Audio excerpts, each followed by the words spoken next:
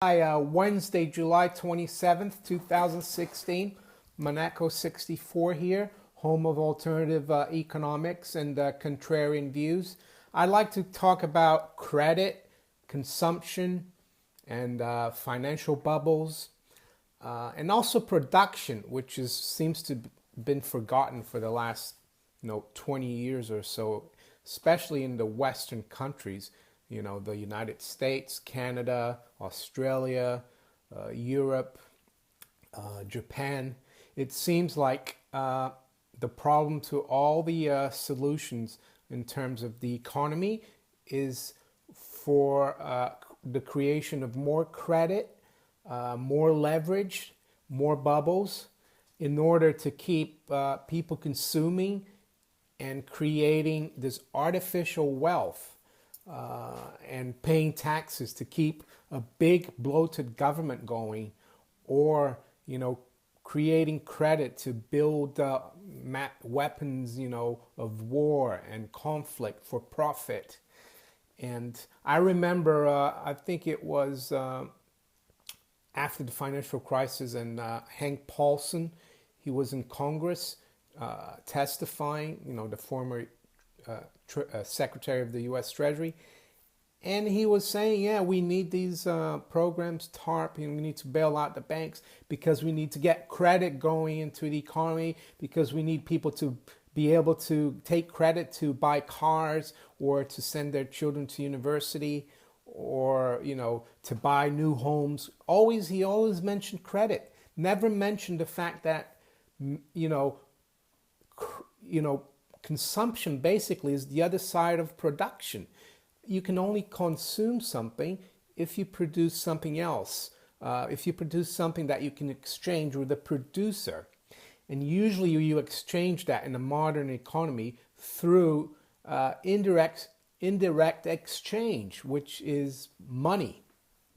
Of course, there are cases of a barter, but indirect exchange or money in a sound economy balanced by production and consumption works very well. But we've lost sight of the fact, especially in the West, that we need to produce things. And the way we've replaced production is through the encouragement of credit and debt. And how have we been able to keep this thing going for so long? Well, I think it's because of all the financial bubbles. We had the dot-com stock market bubble of the mid-90s to 2000. People felt wealthier, they consumed in the West, and then that collapsed, and then Mr. Greenspan instigated another bubble by cutting rates to 1 at that time. The housing bubble, everyone felt wealthy, their house was going up in value, they could remortgage it, they could buy a new kitchen, they could go on holiday, they could buy a new car with it. And then that collapsed, and they had to find another bubble, which Mr. Bernanke duly got involved in by cutting rates to 0 this time, even lower than 1, and then printing money, which they've kept doing, and the rates are still at 0 now. And the bubble now has been in asset prices, be they government bonds, the stock market, even housing has come back. So people are feeling wealthy again. But where's the production? Do you understand why there's so many people unemployed in the West? Because we don't have any more production. The companies that are doing well in the Western world, they've all got production, and even people working for them, in Asia or in Latin America or in poorer countries, even not even service industries. They've moved their help desks, somewhere in the Philippines or in India.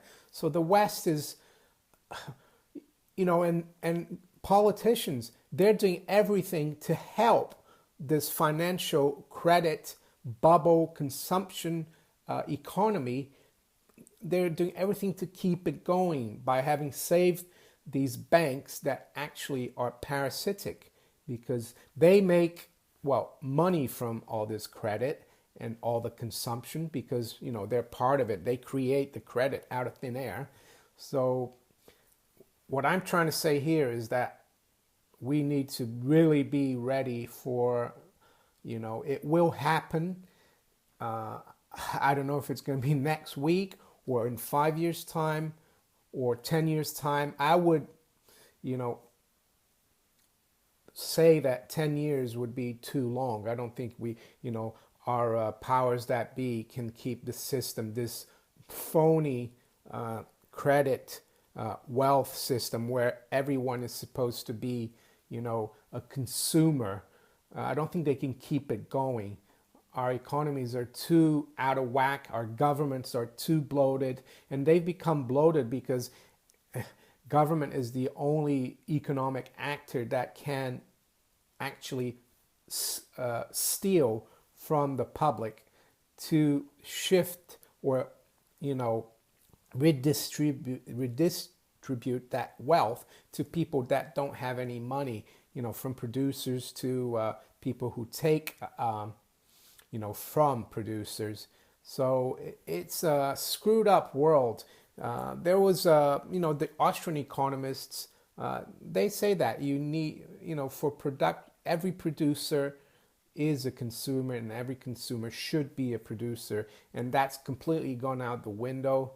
I think it's a huge problem. I don't know what's going to, it will be very painful because everyone has been conditioned, in the West especially, that credit is something, that you need and is necessary. And they've forgotten about actually production.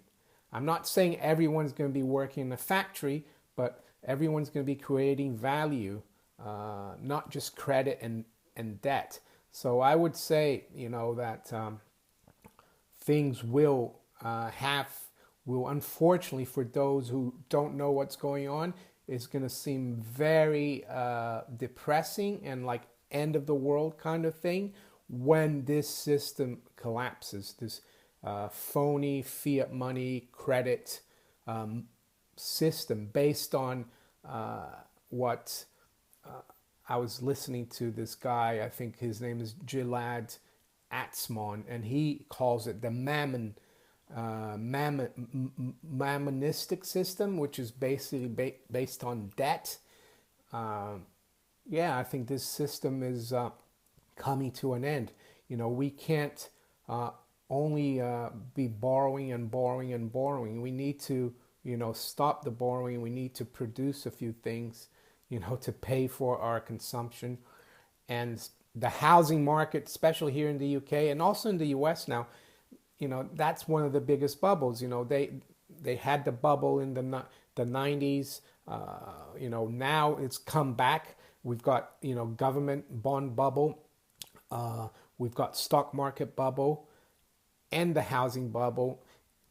And that's why, the middle class and the lower classes, they're feeling, poorer and frustrated because they're not participating in that.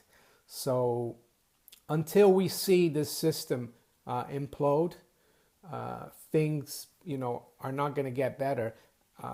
But it will take a long time for things to recover. There's going to be a lot of frustration, and we see that in politics. We see the populist politicians coming up in the left and right, everywhere in Western Europe. And of course, we know that government and politicians are not the solution.